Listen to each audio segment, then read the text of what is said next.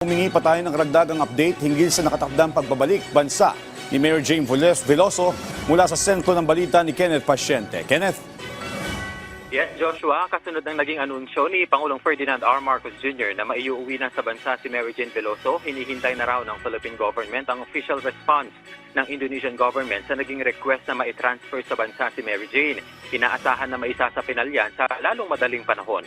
At sakali namang Joshua, makabalik na sa bansa si Veloso, dito niya bubunuin ang sentensya sa kanya. Bagaman wala pang specific na lugar kung saan siya ididitine, isa sa kinukonsidera ng pamahalaan ng Correctional Institution for Women sa Mandaluyong City.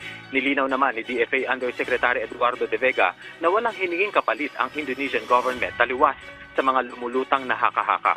Sa usapin naman ng paggawad ng clemency kay Veloso, may posibilidad na si Pangulong Marcos Jr. ang magbigay nito. Depende yan, Joshua, sa mapag-uusapan ng dalawang bansa. Pero sakaling hindi naman daw ito mangyari, patuloy na itutulak ng bansa na makonsidera ito ng Indonesian government para tuluyan ng makalaya si Veloso. At yan naman ang latest, balik sa iyo, Joshua. Maraming salamat, Kenneth Pasyente.